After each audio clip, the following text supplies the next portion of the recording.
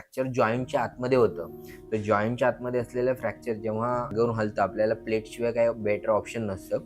म्हणून इथे उघडून आपण एक प्लेट लावलेली आहे, variable angle highest quality plate आहे ती, ज्याच्यामध्ये आपण थोडा लवकर मुवमेंट चालू करू शकतो. फक्त हा जॉईंट थोडा अनस्टेबल आहे, तर त्याला आपण एक वायरनी पकडून ठेवलेला आहे. वायर साधारणतः 10-15 दिवसानंतर आपण काढून घेतो आणि मग हाताची हालचाल चालू करतो पूर्ण. जेवढं ते व्यायाम करणार तेवढी स्ट्रेंथ वापस येणार. म्हणजे टाके भरणे, 3 महत्त्वाच्या गोष्टी असतात ऑपरेशन नंतर. एक आहे टाके भरणे, दुसरं आहे हाड नवीन तयार होणे आणि तिसरं आहे त्यांना करायचं जे व्यायाम करू करू हाताची ताकद परत आणणे.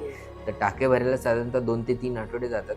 व्यायाम म्हणजे फिजिओथेरपी, जेवढी ते करणार तेवढी मूव्हमेंट वापस येणार. ठीक आहे, म्हणजे ते साधारणतः 1-2 महिने चांगलं करावं लागतं. हेवी काम एखाद महिना, दीड महिना थोडा अव्हॉइड करावं लागेल.